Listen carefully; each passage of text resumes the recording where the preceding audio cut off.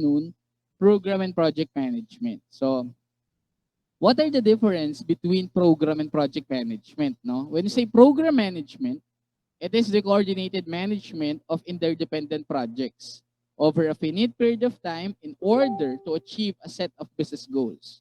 So si program management daw, yan pala yung responsible no, in managing every projects no in the organization. So kumbaga meaning, sa bawat program, may set of interdependent projects. Let's say for example, no, yung poverty program ng gobyerno. So yung poverty program na yan, it aims to cure the poverty in the Philippines. Ngayon, dahil yun yung programa, may mga set of projects ang gobyerno that will contribute para mawala yung poverty. Kung si program, yung gustong mangyari ng government, yung projects, yung ginagawa niya para magawa yung gusto niyang mangyari. Okay? Gusto niyang tapusin yung poverty, that's according to the poverty program. So may mga projects ng gobyerno para ma-cure yung poverty in the Philippines. So those projects are interdependent, meaning yung failure or success ng isang proyekto ay nakadepende doon yung magiging failure at success din ng isa pang project. Or those projects are interrelated and connected. So meaning pwedeng series yung projects na yan, or pwedeng yung pagkabagsak ng isa ay pwedeng ikabagsak ng isa, or meaning mako-compromise yung success ng isa. And also, yung mga projects na yan, failure to achieve or to implement effectively the projects will be the failure of the program din. So kumbaga, yung success ng bawat projects, magko-contribute para maging successful yung program. Okay? Ngayon, project management naman, on the other hand, it involves the planning and organization of the company's resources to move a specific task, event, or duty towards completion. So si project has something to do with, it can either be daw a task, an event, or a duty. So yun yung project. So duty to protect, kunwari example, duty to cure ignorance, ganun. O kaya event, particular event, kunwari may mga Christmas party, marketing campaign, those are events. Task, pwede kayong may task na to develop a software. So that is a task. So ang project daw ay pwedeng task, event, or duty. Ngayon, anong ginagawa ng project management? The project management will ensure na yung company resources are being used para magawa tong mga to towards completion. Okay? So, syempre, this project management, it can be a one-time project. So, pag sinabing one-time project lang, kapag natapos na yung project, wala na yon.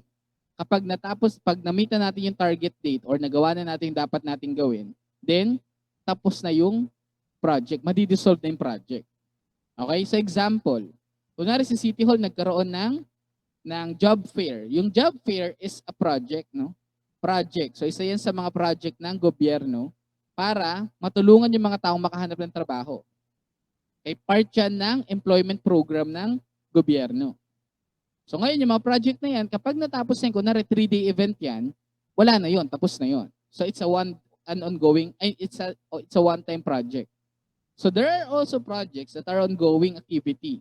So meaning, tuloy-tuloy siya. So hindi siya bounded by time technically kasi nga wala naman tayong target date to completion. Pero ang magsasabi kung bakit siya magtutuloy-tuloy ay yung pondo at yung resources. As long as may pondo at resources yung project, tuloy-tuloy yan.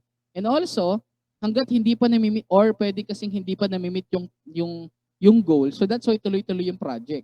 So hanggat hindi pa natin nagagawa yung gusto natin or na-achieve yung gusto nating ma-achieve, the project will still be continuing.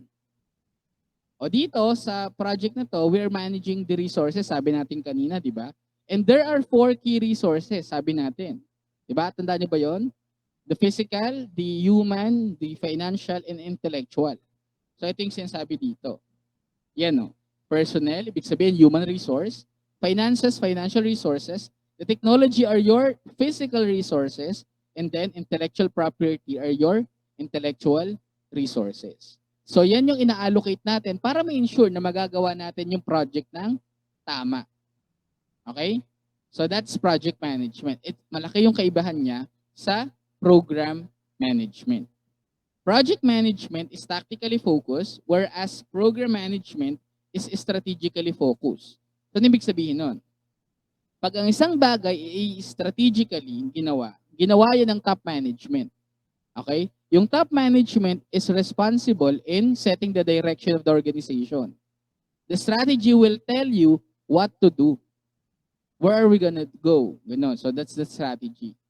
The tactics, on the other hand, yan naman yung mga methods of implementation. Ito yung kailangan mong gawin for you to implement the strategy na na-formulate ng top management.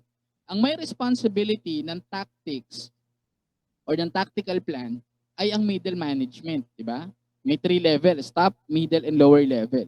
Ang trabaho ng middle management is to translate the strategy into actionable chunks. Ang tawag natin doon ay tactics.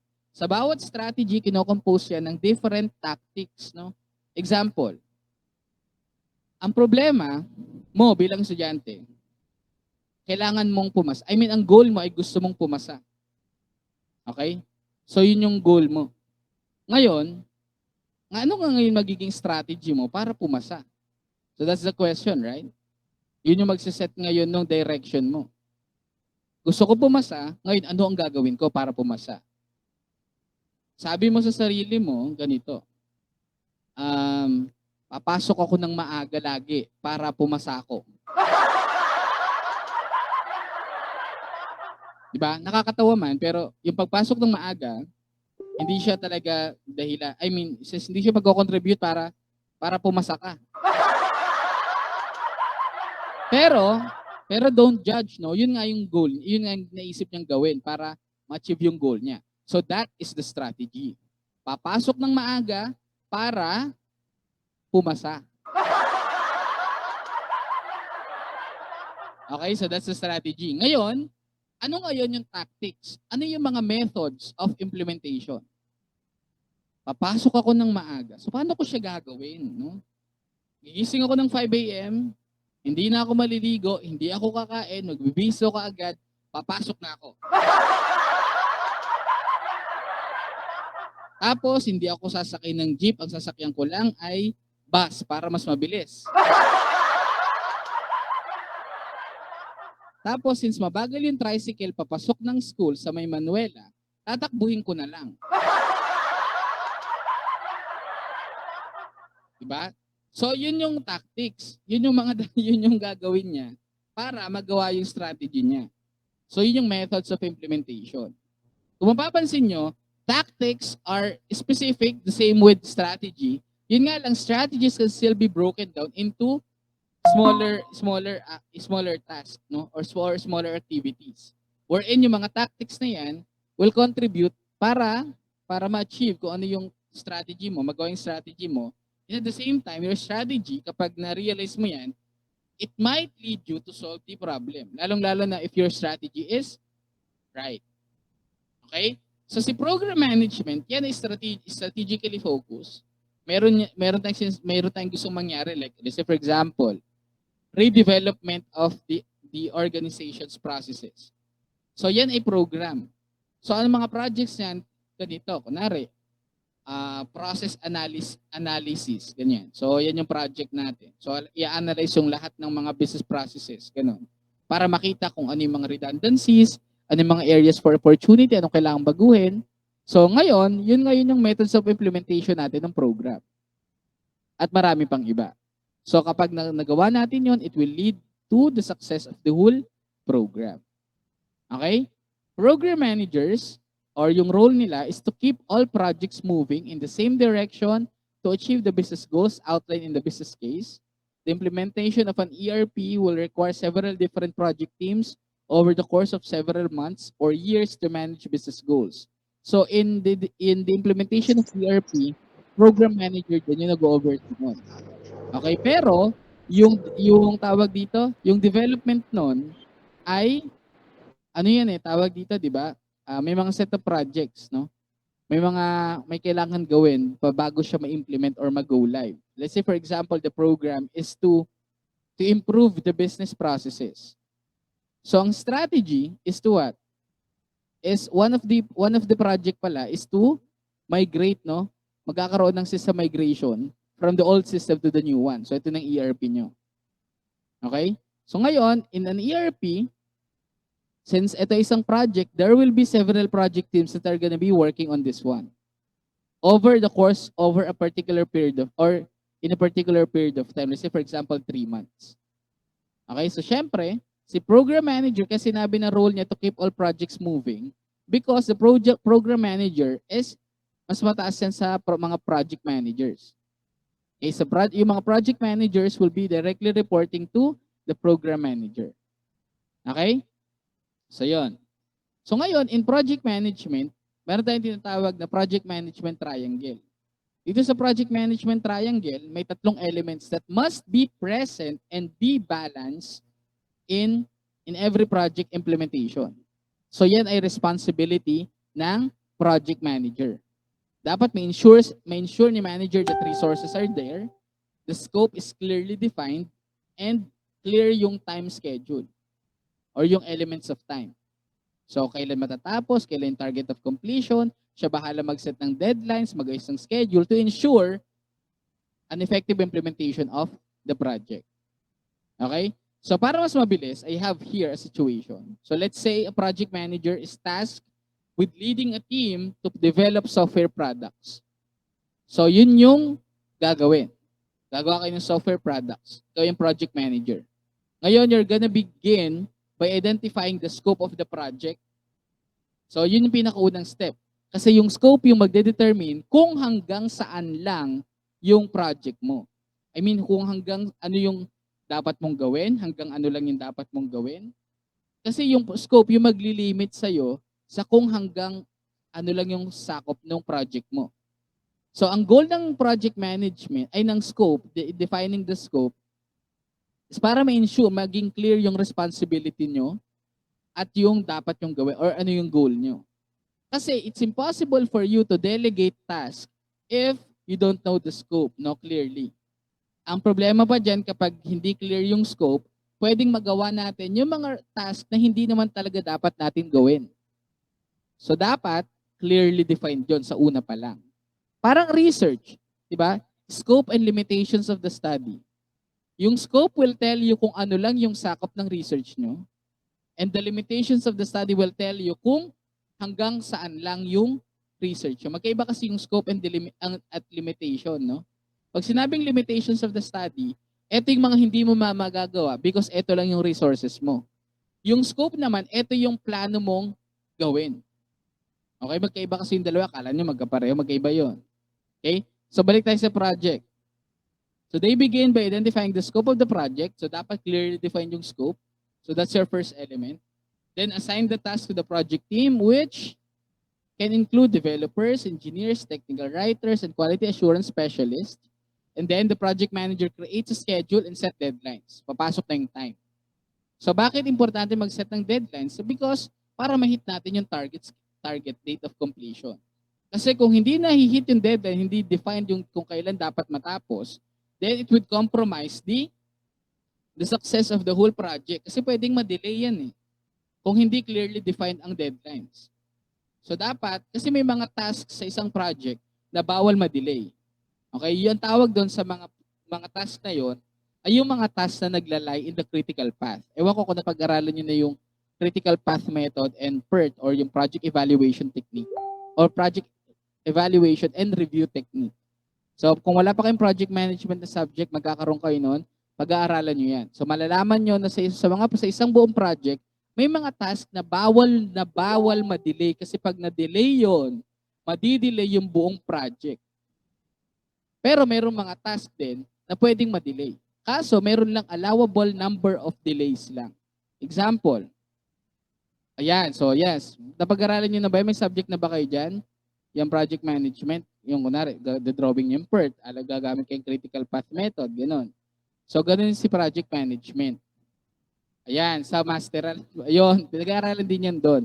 So, ang magandang subject yung project management because, wala lang, kasi pag i-draw mo yung yung buong project, gagawin mo kasi yan ng review, gagamit ka kasi ng PERT dyan ganyan. Sa aralin mo yon. So, makikita mo doon kung ano yung mga number of allowable delays. Ang tawag natin doon ay slack time. So wag niyo na muna isipin 'yon kasi nga hindi yun yung focus natin. Share ko lang sa inyo yung mga na may mga activities in the whole project na pwede ma-delay pero merong limit. Okay? So kunwari 2 days lang. So 2 days lang pwede. So beyond 2 days hindi na pwede. Kasi again, that would compromise the success of the whole project. Okay? So yun. So kaya importante yung elements of time.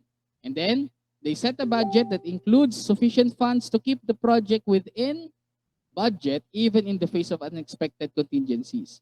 Now, dito na papasok yung resources sa second paragraph. So, syempre, for a project to keep moving, there has to be funding, proper funding.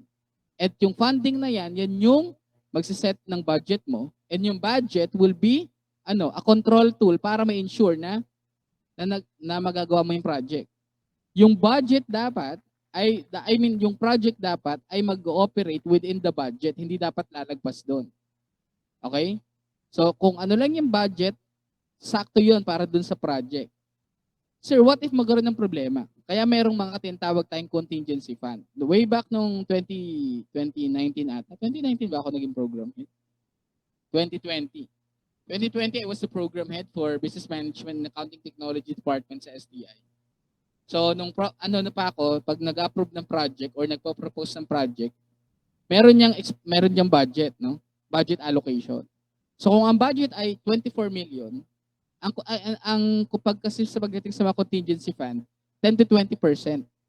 So, 10% ng 24 million ay 240,000. So, that's your contingency fund. If in case magkaroon naman ng problema, so yung 240,000 na na contingency fund, doon mo siya kukunin. Okay, para kunwari minsan kung galante yung management, so pwedeng 15% or 20%. Okay? So the project manager also makes sure that the team has the resources it needs to build and test and deploy the software product. So hindi lang yung pera yan kasi financial resource lang yan, 'di ba? Sabi ko nga sa inyo, there are other 3 resources pa. The human resources, di ba? The physical resources, and the intellectual resources. So yung mga yan, dapat ma-ensure na present para ma-ensure na magiging successful yung project. Okay? So, ang trabaho ni project manager ay ma-allocate yun ng tama sa isang buong proyekto. So, dapat, syempre din, hindi rin tayo sasobra sa resources because that is inefficiency din. Dapat, syempre, pag effective tayo, nagawa natin project, and we have to make sure that we are also efficient in what we do. Okay? So I hope you understand the difference between project and project management and also the elements that have to be present in project management, which is called the project management triangle. Oops. So this is the sample organizational structure of a project team na pinapakita sa organizational chart. Again, organizational chart is not the same with organizational structure because the structure can be visually presented through an organizational chart. Yung organizational chart, pinapakita niya sa inyo kung ano ang structure ng organization. So, hindi sila synonymous. Okay? So, ayan yung itsura noon. So, tingnan niyo maigi. So, itong org chart na ito, yes, yung org chart na yan ay, again, sample lang yan. So, it cannot be universalized. Naka-align lang yan dito sa sample natin, dito kanina. So, kunwari, magde-develop kayo ng software. So, ngayon, ito yung magiging organizational chart. Init, no? So, it is headed by project executive. So, syempre, nandiyan yung project management office that is directly reporting to the project executive. So, may mga different teams dyan. IT, change management, and cross-functional. Okay, may kanya-kanyang responsibilities yang mga yan. Okay. Ang init. Yan, tinapat ko lang sa akin yung cooler. Anyway, so, yan nyo na maigi. So, actually, yan ay sample nga lang. So, marami pang klase ng, iba-iba yan, depende sa needs ng organization. Okay? Sa bawat bawat project management office, meron yan, lalong-lalo na, siyempre, software development o kaya system migration, ganyan. So, meron tayong tinatawag na module expert, subject matter expert. So, itong ngayon ay project for ERP to. Kaya may module expert. Pag sinabi natin sa ERP system, may mga different modules sa loob. So, yun. So, sila yung bahala doon. Pag sinabing module expert, they analyze the requirements and convert them into solutions. Pag sinabing requirements, ito yung need, no? Yung need ng organization in terms of its management information. No, I mean information management needs. So pag sinabi nating analyze requirements, ibig sabihin, hindi ina-analyze kung ano yung, ewan ko kung paano siya naintindihan, but it has to be like this, no? Analyze requirements involves identifying the need, no, ng organization. And then, convert them into solutions. So meaning, ito yung problema, ito yung kailangan no, natin pagdating sa ERP, ito ngayon yung gagawin with the ERP system. Okay, so sila yung bahala doon. And that's why they are called module experts. They provide direct and application knowledge with respect to business process design, configuration, testing, training, and implementation. So all of the application knowledge that they're going to be provided to the end users or the key users or the users of the system is aligned dapat sa business process design, lahat ng about sa testing, report, configuration, and about sa training and implementation. Okay, so ang trabaho ng module expert is to be the expert syempre ng mga modules na or applications or services na meron sa loob ng ERP system. Ngayon, there's also what we call subject matter experts, which are also experts, no? May knowledge expert din yan pagdating sa enterprise system. Yun lang. Si project matter expert, subject matter expert is the one who is in the front line, no? In solving the problem of the users. Kasi si subject matter expert, they're the ones who is actually part of the team. Na part siya ng team, tapos siya yung may alam ng halos lahat. So sa kanya tinatanong yung mga mangyayari during implementation. Okay, so sa kanya na lahat bago yan dumaan sa team leader or sa mga consultants or experts pa na isa like experts. No? Eh, sabi dito, subject matter experts o yung natin ng SME provide leadership and functional experts in support of implementation with specific knowledge in one or more business processes. So pwedeng multiple business processes ang alam niya. So hindi lang limited to one. Kasi there are also some teams that are doing multiple business processes. So kagaya ng mga yung tunay yung before or sa amin dati may RGB or insurance yun. So maraming processes involved. So yung subject matter expert namin has to be expert on those processes para mag-effect siya and during coaching also provide solutions to the team members. Si may subject matter expert din yung nag-represent buong team or organization dun sa project team yung develop ng system. Kasi si subject matter expert yung pinaka-credible when it comes to what sabihin subject matter expert na ito kailangan nila sa part nila mga services sa process and the enterprise system. So yun yung sabihin nila sa kanina ay module expert. And then module expert they analyze the requirements and then convert them to solutions within the ERP system. Okay? So we have any questions? Okay. Let's proceed. How can we ensure a successful project implementation? So, paano natin ensure na successful yung project implementation? Okay? So PMO will likely to need to monitor as the follow during the implementation. So, dito si MOBA yung may then si MOBA yung bahala sumagot. So, sasabihin mo tawag lang sila. Hello! Andito na ako ulit. So, kung di nyo ako naalala, ako si Mocha, the Aha Mocha. Okay, so sabi sa inyo kailangan daw ng knowledge ko. So, I'll be happy to share it to you. Siyempre, andito ako para iba lang. Okay. So, makinig para sasayang yung presensya ko dito. Ang layo na ginipad ko. Okay, so,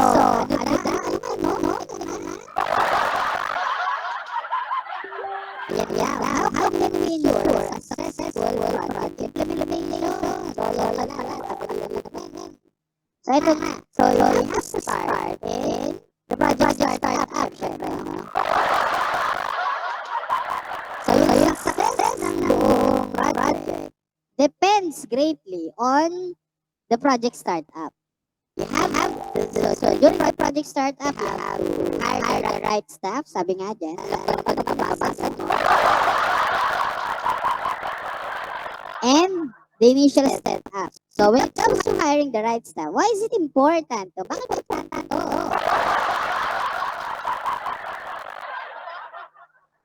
Because, syempre, for them to be able to do the job, they have to be the right person, no, to do the job. So, hindi ka pwedeng mag-assign ng software development job sa isang business major.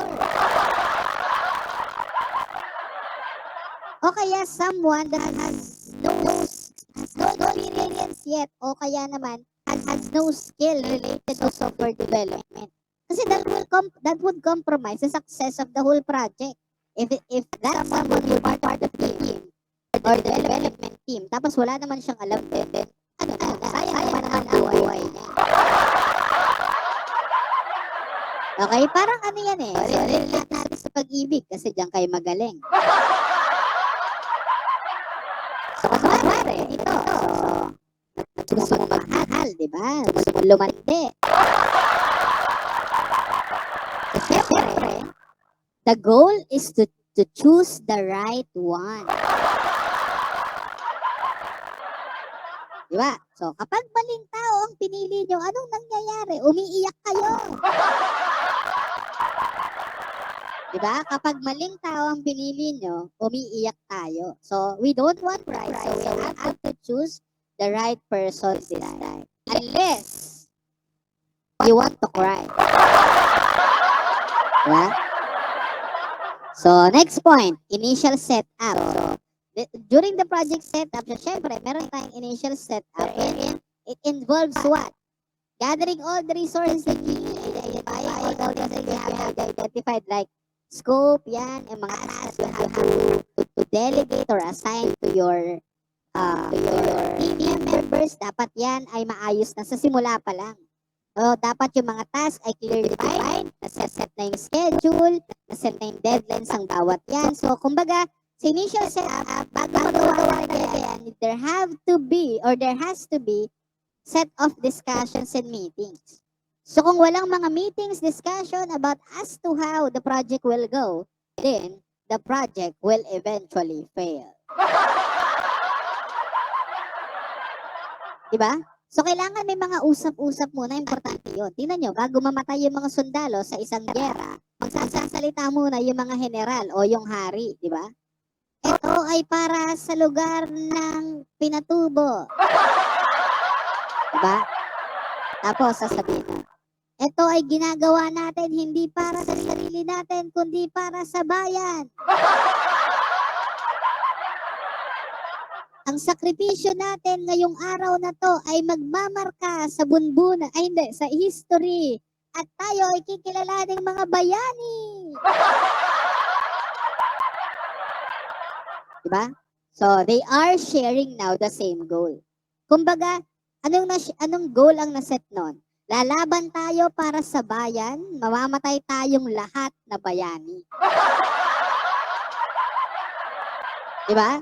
So, during the initial setup, it's also important na may meetings because yung meeting is a way of the project manager for the whole team to work together and collaborate. Remember, in the project team, diba? Iba-ibang klaseng tao yan eh. They're coming from different departments eh. So, you can't expect them to adjust kaagad and to work together agad-agad.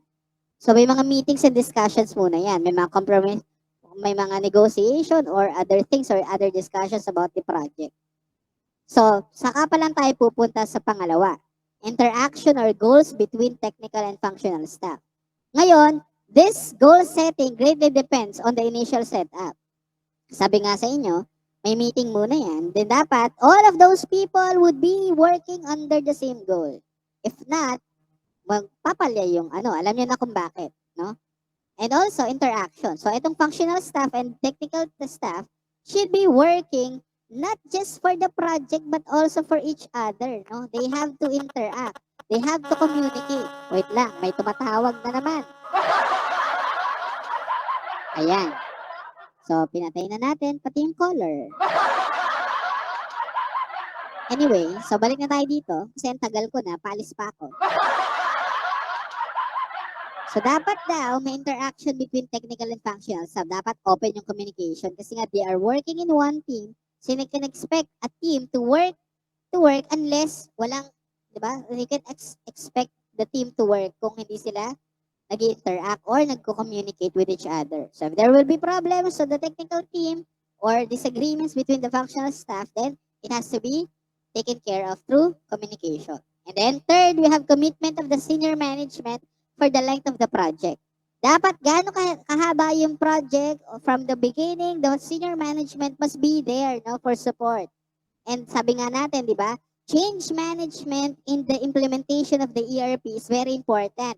Dapat yan ay hindi lang kapag nasa huli na. Yung tipong, during implementation, here comes change management. Hindi gano'n, no? Change management should be implemented from the beginning hanggang sa maging stable na yung buong yung buong system, no? Kagaya ng pinag-aralan natin nung nakaraan. Muntik ko pang makalimutan, ano ba 'yan? Okay? Fourth one, so this is also this can also be this can also compromise the success of the project. So that is staff and professional consultant turnover. So ano ibig sabihin nun? When there is a turnover, merong umaalis. Okay? Pag sinabi nating staff turnover, umaalis yung mga staff. Okay? O hindi siya dapat tawanan. So erase yung tawa. Okay? Pag sinabing staff turnover, problema yan. So imagine you are the project manager and during the implementation of the project or habang ongoing yung project, may umaalis na mga team members. Okay? O may umaalis na mga professional consultant. What will happen to the project? So, somehow, pwedeng sabihin na, yes, pwedeng palitan. Pero, sa tunay na buhay, mahirap magpalit ng mga team members. Mahirap kaagad maghanap. It will take time and it will cause delay. What if the task assigned to them lies on the critical path? Ibig sabihin, they can't afford any delay there. Kapag nagkaroon ng delay, it will compromise the completion of the whole project. So, alam nyo na ang ibig sabihin ko doon. Okay? Next, second-guessing project decision. So, there will be time that you will be exposed to an organization wherein may mga incompetent na mga managers. So, nangyayari yan, no?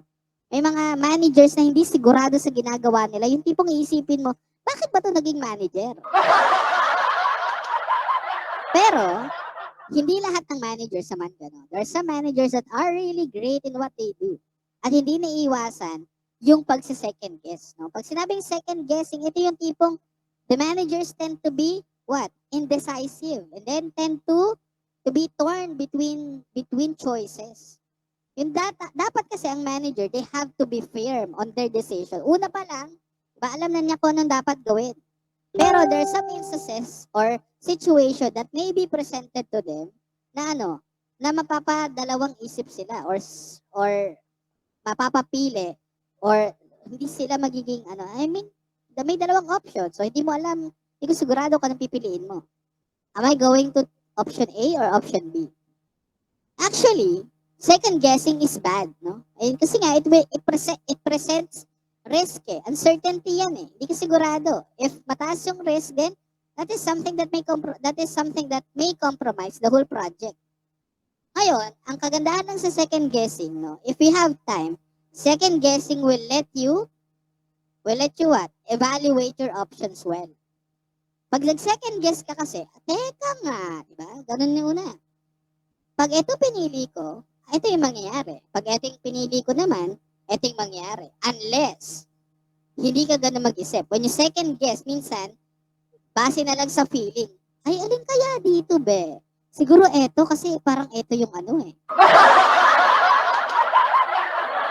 So, doon nagkakaproblema.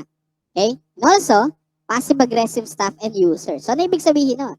Hindi ito yung tipo ng tao na pag sinabing passive-aggressive, do tama to May mga, akala kasi natin pag passive-aggressive lang, ito lang yung mga taong mainisin, no?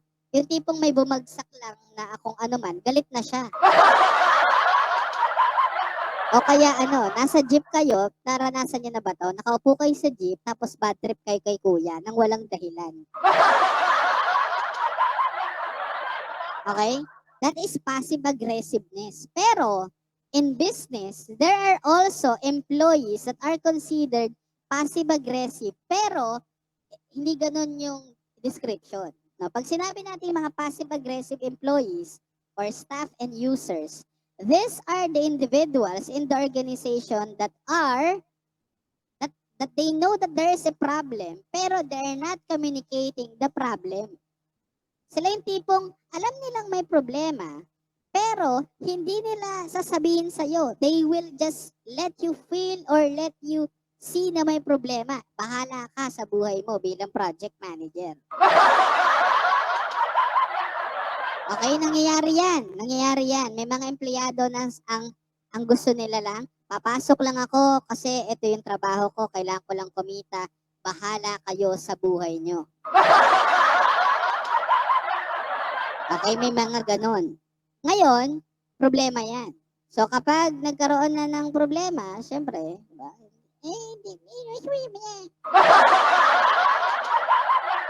So, that can also compromise the whole project success. Okay, para kasi yan yung jowa mo, di ba? Naranasan niyo na ba to? Tinanong yung jowa niya, be, may problema ba? Walaan niyo kung ano sagot ng jowa. Sabi niya wala. Yan. Pero, kita mo sa mukha niya at sa actions niya, bumabalata yung problema, all caps. Diba? Ang tawag dyan, passive-aggressive girlfriend. Pero may ganyan ding lalaki, kaya tawag din sa nila, passive-aggressive boyfriend.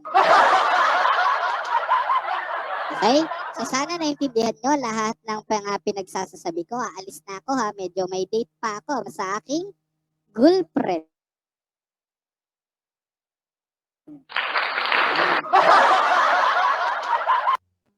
Okay, so wala na siya. Kakalipad niya lang. Medyo ang baho ng... Ayun. So, yeah. So, let's continue now. So, we're gonna be having our break. It's already 1:39 p.m. pero kailangan pa rin natin mag-break kasi nga baka mabombard ako yung information. So, let's be back by 1:45 p.m. para sa second half.